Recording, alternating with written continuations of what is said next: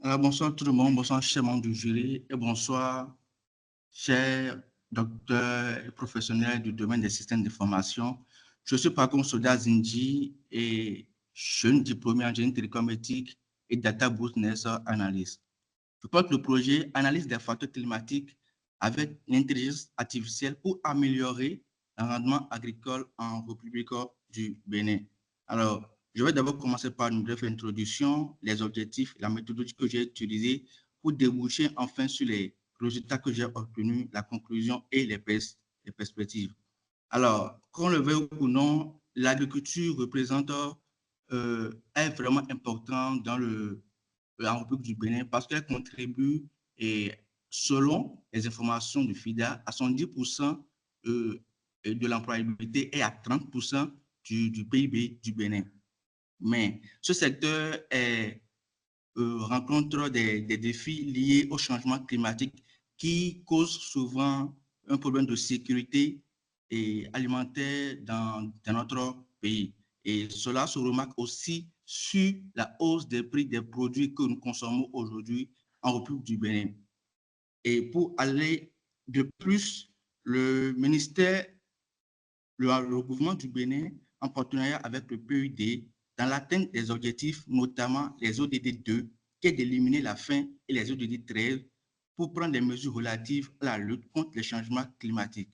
Donc, ce projet qui utilise les technologies de l'intelligence artificielle pour pouvoir améliorer, voir le lien qu'il y a entre les données climatiques et les données agricoles, pardon, et les facteurs climatiques. Donc, l'intelligence artificielle avec ces méthodes aujourd'hui permet d'analyser une grande quantité de données.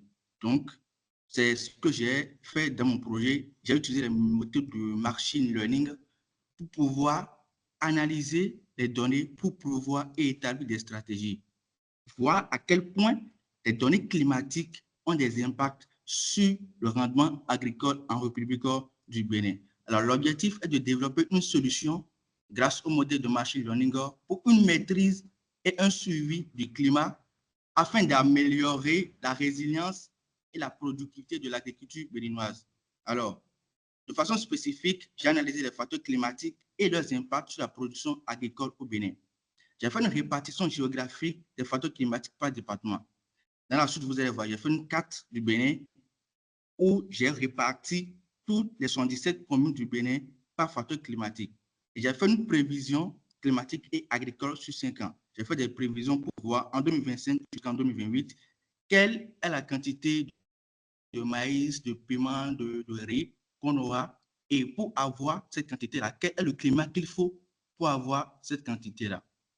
Et enfin, j'ai formulé des recommandations. Alors, les données climatiques que j'ai utilisées sont issues de la NASA parce que je suis allé vers l'agence météorologique du Bénin et je n'ai pas eu accès à tous les données. Ça, je tiens à le préciser. Les données agricoles que j'ai utilisées dans mon modèle sont issues du ministère de l'Agriculture, de l'Élevage et de la Pêche.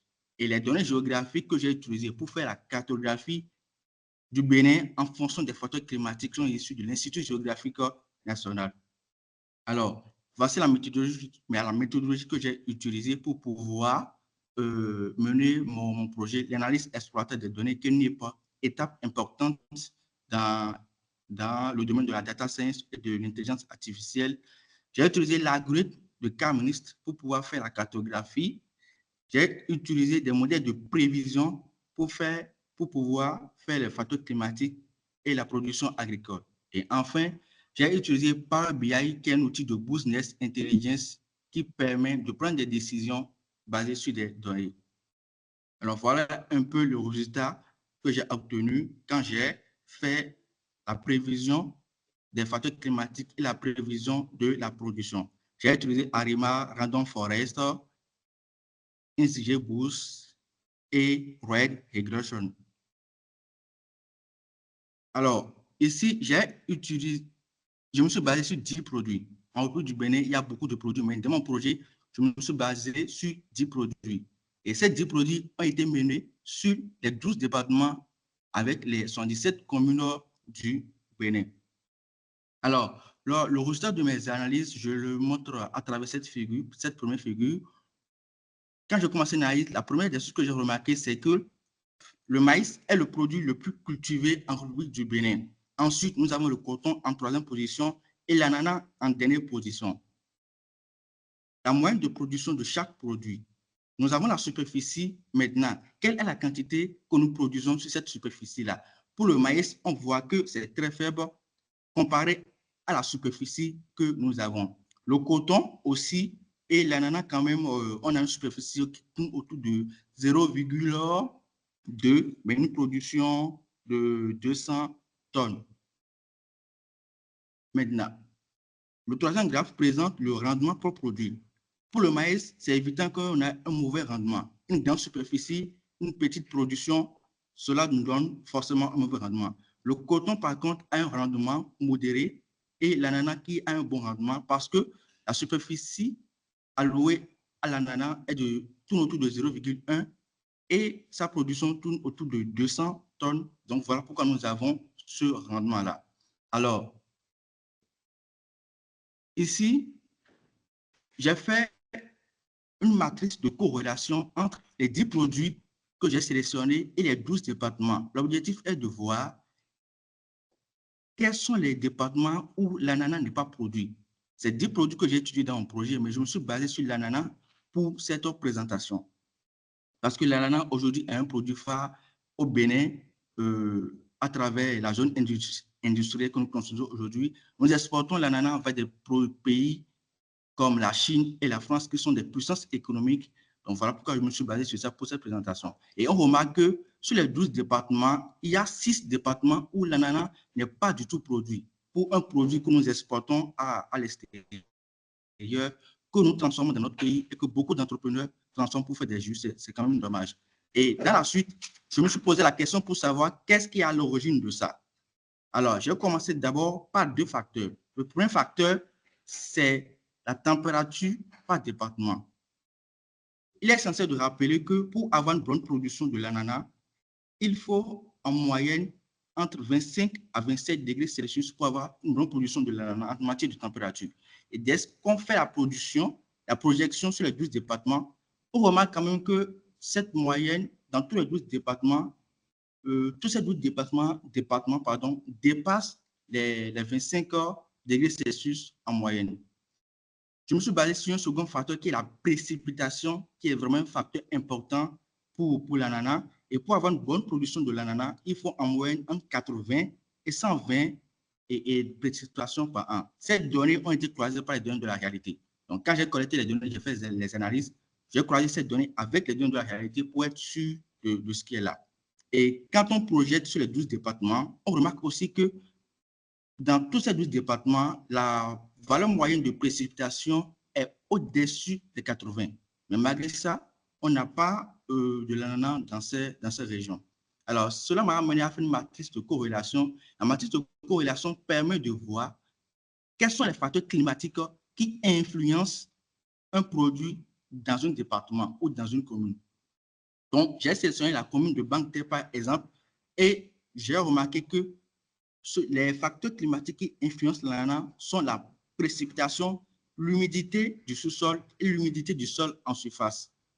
Et la température minimale et la température maximale ont des corrélations négatives. Cela signifie que des températures trop élevées ou des températures trop basses peuvent avoir des impacts néfastes pour la production de l'ananas. D'accord, je vais juste alors vous présenter, j'ai une démo à vous montrer. Je vais vous montrer la démo et faire les recommandations. Ici.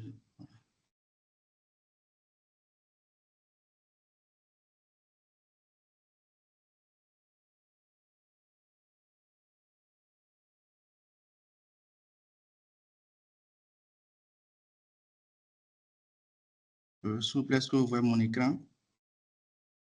Oui, oui. D'accord. Alors, je vais être bref. Voilà l'outil que j'ai développé. C'est un outil de business intelligence pour tous ceux qui sont acteurs du domaine agricole et du domaine du changement climatique. Alors, ici, vous avez la partie où j'ai fait une carte du Bénin avec les 77 communes. Les bulbes que vous voyez là représentent en fait chaque commune avec ces facteurs climatiques. Et si j'ai 10 produits, j'ai mené mon étude sur 10 produits au Bénin, à savoir coton, manioc et riz. Et j'ai fait des prévisions de 2025 en 2028. Et ici, vous allez voir les prévisions moyennes agricoles en tonnes, à superficie en tonnes, et ici les prévisions climatiques. Comme vous le voyez ici, quand je clique sur coton, ici, là, j'ai coton et je sélectionne l'année 2025 par exemple, la page se synchronise automatiquement. Donc, pour interpréter ça, ça veut dire, si je prends la commune de Candy, en 2025, on aura, j'ai fait une prévision de 7,75 000 tonnes de coton. Et pour avoir cette prévision, il faut une superficie en moyenne de 9,55 hectares. La prévision climatique, pour avoir une telle production, voilà, je les ai illustrés ici, il faut une température maximale de 32,60. La température moyenne normale peut être de 26,65. Ici, vous avez la précipitation, l'humidité du sol et ici la pression atmosphérique. Donc, pour résumer, c'est un outil qui permet, dans un premier temps, d'aider les agronomes à adapter leur culture à leur région. Et ça leur permet de faire des prévisions sur les facteurs climatiques futurs. Donc, ils ont une idée des facteurs climatiques futurs et en fonction de ça, ils adaptent leur culture.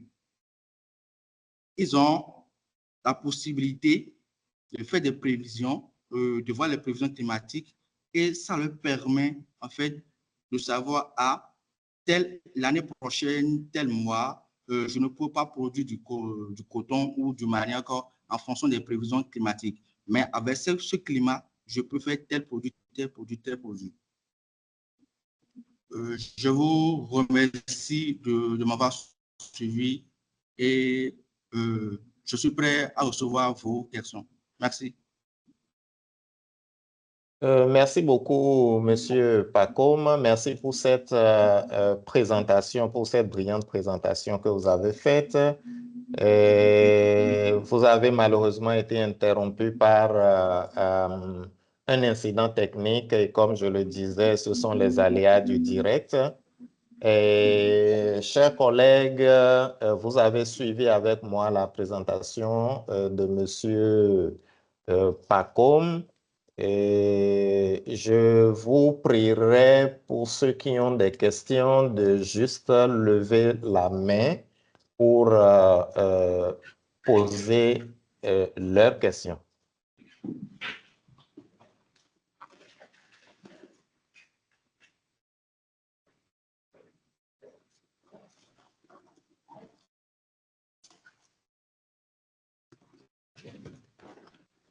Allô, des questions? Oui, là, je vois Mexan. Tu peux y aller, Mexan. OK. Bonsoir, Monsieur Pacôme. Bonsoir, Monsieur Vincent. Comment allez-vous? Ça va bien chez vous? Ça va. Donc, félicitations pour votre présentation. Merci. J'ai, on va dire, deux questions. La première, j'aimerais bien que vous vouliez me redire exactement quelle est à qui s'adresse, on va dire, réellement la solution que vous avez mise en place. Ça veut dire que c'est aux agronomes, c'est ça? Oui, les agronomes du secteur agronome et du changement climatique. OK. Mais pourquoi avoir choisi l'outil Power BI pour la solution? Oui, et après avoir fait les prévisions, je me suis dit, l'outil et Power BI est moins coûteux et avec ça, ça peut permettre, sur une tablette, ça peut aider les agronomes à l'utiliser. Mais tel que c'est, normalement, on va dire, Power BI derrière, vous avez besoin de vous rattacher à la donnée. Si moi, Pardon? je dis Power BI derrière, vous avez besoin de vous rattacher à la donnée, à la source de données. Et Oui, si je suis moi, agronome, je suis intéressé par votre solution, vous me donnez l'outil avec toutes les datas qui sont derrière? oui, la data sera en temps réel. Là, ce n'est pas encore en temps réel, mais l'outil est Oui, mais, développé. donc, mais la data, du coup, est hébergée où? Se trouve où? Oui, la data est hébergée ici. Je l'ai importée. Quand j'ai fini de faire les prévisions, j'ai importé la data contenant toutes les prévisions et je l'ai importée Oui, dans Power BI. oui, justement. Donc, la data a été importée en tant qu'une source locale. C'est ça? Oui, oui, Oui. Donc, moi, si je suis agronome et que je suis intéressé par la solution, vous me donnez donc, vous me envoyez en fait une copie de votre Power BI avec la source locale. C'est ça? pas avec la source locale. La source locale Ok. que j'ai utilisée ici, j'ai une version en ligne dans mon drive. Ok, d'accord. Donc, si je suis intéressé, vous allez donner en fait, en tout cas, on aura en fait un lien, en tout cas, on va se reconnecter à la source en ligne que vous allez fournir, c'est ça? Oui, exactement. Ok, d'accord, c'était ma préoccupation. Ok, merci. Mais c'est Et indépendant. Vous permettez? oui, allez-y. Oui, en fait, je voulais préciser que c'est indépendant. Vous n'aurez pas besoin de forcément de moi pour pouvoir l'utiliser. C'est un outil vraiment autonome. Quand un agronome a sa solution, en fait, c'est autonome, il peut l'utiliser comme il veut. À chaque fois, moi, je fais des mises à jour en fonction des données et des données réelles parce que les données climatiques, chaque jour, on a la météo, donc c'est collecté en temps réel et ça se synchronise automatiquement à chaque fois que l'agronome se connecte à la plateforme. Ok, c'est bon, je laisse les autres poser des questions, je vais peut-être rebondir après. OK, nous allons passer ensuite à Dias qui a levé la main. Dias, tu peux y aller. Ok, toutes mes, toutes mes excuses, hein, je suivais avec la retranscription parce que j'étais encore dans une autre réunion.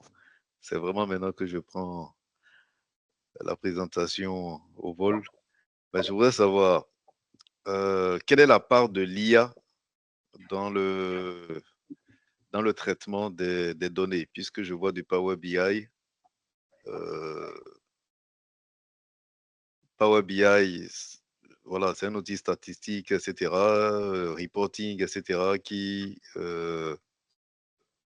croise les données, donne les tendances que nous voyons, etc. Donc, tout ce travail-là, de façon classique, je peux le faire avec un Power BI standard. Oui. Maintenant, quel est l'apport de l'IA? Qu'est-ce qui a été fait dans ce produit-là que Power BI tout seul ne pouvait pas faire et qui a nécessité l'apport d'un outil d'intelligence artificielle? Voilà, c'est ma D'accord. question. Merci, M. Ouaka, pour la question. Je tenais à préciser que la partie de l'IA,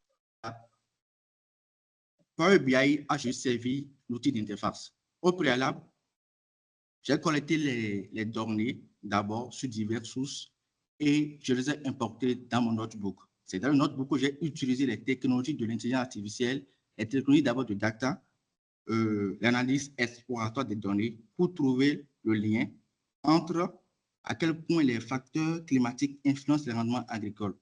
Quand j'ai fait le lien, j'ai utilisé l'algorithme de K-MINST, qui est un algorithme de l'apprentissage non supervisé.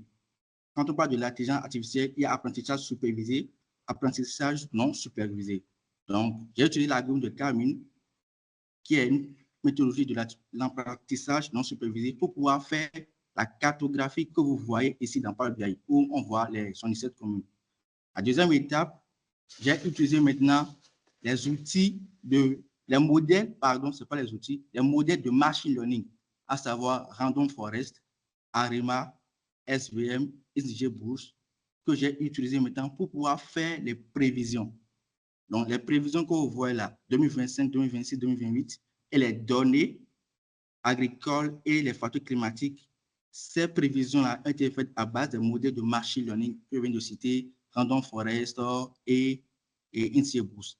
Si je n'avais pas fait cette étude-là au préalable, la data que j'aurais, en fait, je ne pourrais pas l'exploiter dans Power BI. Ça veut dire que dans Power BI, on peut faire des calculs avec du DAS. Mais ici, il s'agit de faire des prévisions et à ma connaissance, Power BI n'est pas fait pour faire des prévisions et machine learning quand vous avez ce genre de détails-là. Je ne sais pas si vous avez déjà répondu à votre question. Oui, bonne réponse. Mais Merci. du coup, il va rester peut-être cette inquiétude qui avait été exprimée précédemment, l'actualisation des données des prévisions en temps réel. Bon, mais ça, c'est un autre sujet. C'est bon pour moi. Alors, bon, vous permettez, j'ajoute une petite, juste une minute. Et actuellement, j'ai créé déjà un compte sur Amazon Web Services parce que pour pouvoir, le système en temps réel doit être stocké dans le cloud. J'ai opté pour le cloud. Donc, du coup, je n'ai pas la data qu'il faut. Je ne vous le cache pas, hein, je suis allé voir l'agence météorologique du Bénin, mais il faut payer pour avoir les données. Je veux beaucoup de données de 1995 jusqu'en 2024 pour pouvoir faire une bonne analyse. Parce que pour faire de la data de l'IA, il faut une grande quantité de données à analyser.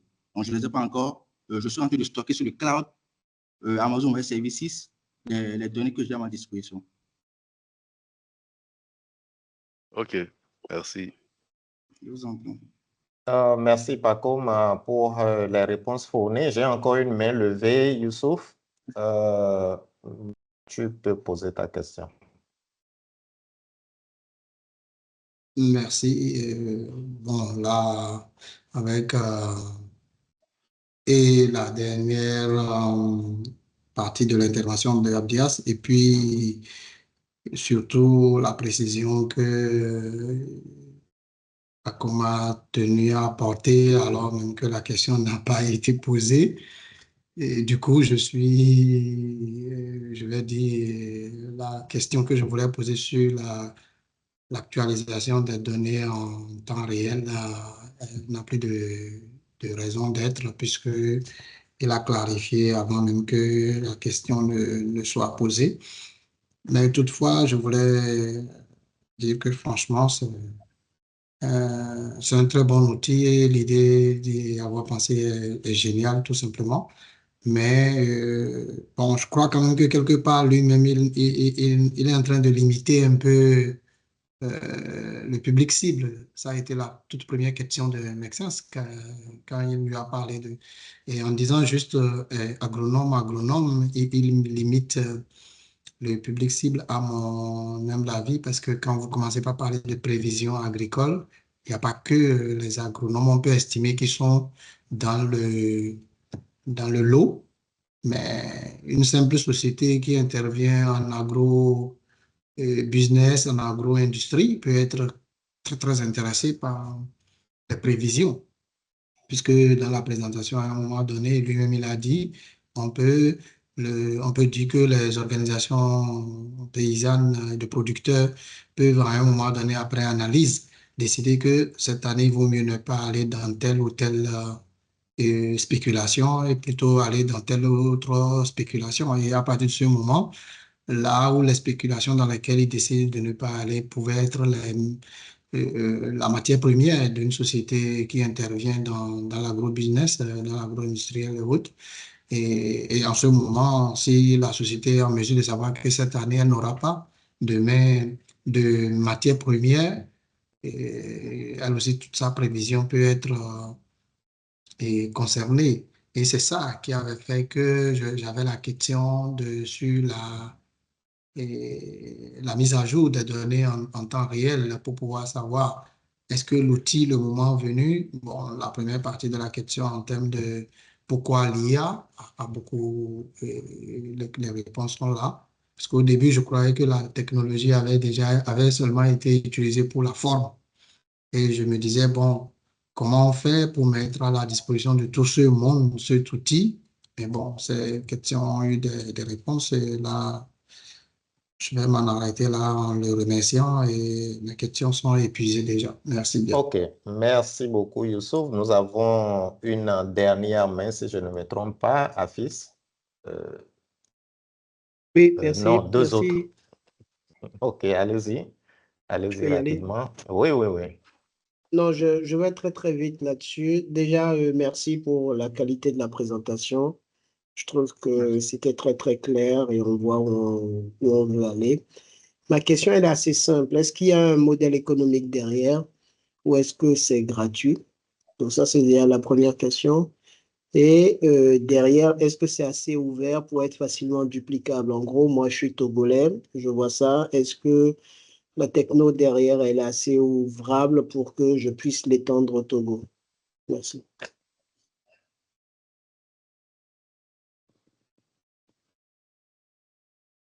Alors, merci beaucoup, M. Yaman, pour la question. Le modèle économique, oui. Mais pour le moment, je l'ai mis, je dirais honnêtement, c'est gratuit. C'est gratuit parce que pour le moment, j'ai besoin de collaboration des experts pour pouvoir perfectionner le travail.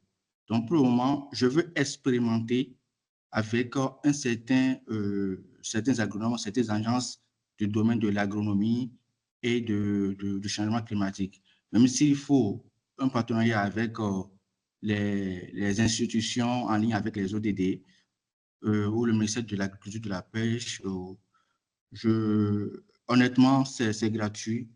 Le modèle économique actuellement, je le dis, c'est gratuit parce que je veux servir, je veux aider. Il y a une question de sécurité alimentaire, donc c'est pour tout le pays. Et je rebondis directement sur votre question. Oui, là actuellement, je suis en train de le mettre sur Kaggle et sur Amazon Web Services et sur GitHub pour le rendre open source parce que ça peut servir et dans votre pays aussi. Et là où ça peut servir encore pour nous et pour vous à Lomé, c'est que si on remarque que à Lomé, parce que le Togo a les mêmes frontières que le Bénin, si on remarque les mêmes facteurs climatiques dans des régions frontalières du Bénin avec du Togo, et on remarque qu'à Togo, chez vous, il y a des cultures qui donnent beaucoup. Mais chez nous, ici, on a les mêmes facteurs climatiques que vous, mais on ne pratique pas ces cultures-là. On peut les pratiquer aussi chez nous. Et vice-versa, vous aussi au Togo, vous pouvez les pratiquer. Je ne sais pas si j'ai répondu à votre question. Oui, bien sûr. Merci. On ne peut plus clair. Merci beaucoup. Merci beaucoup, Pacom. Je voudrais rappeler quand même aux participants que ce même projet est inscrit dans 2 catégories. Donc, déjà la catégorie Data Science et Intelligence Artificielle, mais aussi la catégorie Agriculture. Donc, je voudrais quand même nous permettre de poser les questions, tout ce que nous avons comme questions à ce sujet. Donc, Monsieur Herman Beaupé, vous avez la parole. D'accord, merci. Merci René. Bonsoir Monsieur Pacom, encore merci pour la présentation. Alors moi, si j'avais une question, et je pense que vous l'avez abordé dans votre intervention, c'était est-ce que vos résultats ont déjà pu être testés avec des experts du domaine? C'est-à-dire que là, puisque vous faites des prévisions, donc vous collectez de la data, vous vous basez sur de la data pour faire des prévisions. Maintenant, est-ce que des experts ont déjà justement pu, je veux dire, travailler ou en tout cas porter des réserves, vous faire des retours sur justement les prévisions que vous avez faites? C'est un peu ça le sens de ma question. Et s'il y avait un second point peut-être pour moi d'amélioration, ça va être peut-être sur le format du rendu parce que au niveau des utilisateurs finaux, je pense que M. Mexan a essayé de vous amener vers là. C'est l'utilisateur final s'il doit installer un outil style visualiseur et donc voilà, si c'est pas assez responsive, je pense que voilà, il y aura un petit souci en termes de facilité d'exploitation. Donc il faudrait peut-être voir une version web, aller vers du web, un truc comme ça pour faciliter l'exploitation. Donc c'est ça mon intervention. Merci. Je vous remercie, M. Beaupé, pour votre question. Oui, j'ai le retour des experts de l'agence de développement de Semicity. Enfin, le projet a été mené dans les locaux de Semicity et j'ai soutenu le projet d'abord devant un jury à Sorbonne Université. Donc, du coup, ils m'ont fait beaucoup de retours que je suis en train d'améliorer et aussi la partie que vous avez abordée en dernière position, qui est d'aller vers le côté web et l'application mobile. Oui, c'est en cours. J'ai un cahier de charge bien établi pour ça, pour aller vers le web et l'application mobile. Parce que comme ça, en Power BI, je vous l'accorde, tous les utilisateurs finaux ne pourront pas l'exploiter. Donc, j'ai eu les retours des experts de Semi City, de Sorbonne Université. Et chaque jour, je continue toujours pas travailler sur le projet et la partie où vous abordez le projet web et application mobile, c'est pris en compte, monsieur Bopé.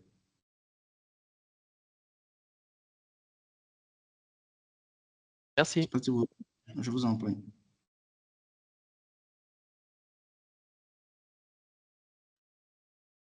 Merci beaucoup, M. Pacom, pour les réponses. Je vois une dernière main. Olivier Togossi, tu as la parole. Merci beaucoup. Merci beaucoup à M. Pacom pour sa brillante présentation. Je connais bien la jeunesse de ce projet et je suis fier que ça soit nominé dans 2 catégories. La seule chose que je voulais suggérer à mon collègue Pacom, c'est de penser aussi à l'éthique, parce qu'on ne peut pas faire de l'IA sans l'éthique. Oui. Merci. Merci beaucoup, doyen aussi. Merci beaucoup. Je vais prendre vos remarques en compte. C'est vrai, aujourd'hui, l'IA cause beaucoup de problématiques et les gens, beaucoup même en ont peur de ce que l'IA est capable de faire et pourra faire d'ailleurs. Donc, du coup, la partie éthique et droit même est importante. Je vais prendre cela en compte. Merci pour vos remarques. Alors, merci beaucoup, Monsieur Pacom, pour votre brillante présentation, reconnue de tous qu'elle est assez bien faite. Chers participants, merci pour avoir enrichi la présentation à travers vos questions et qui ont permis aux uns et aux autres de mieux comprendre le projet. Monsieur Pacom, il ne nous reste plus qu'à vous souhaiter bonne chance dans les 2 catégories pour lesquelles vous êtes nominé.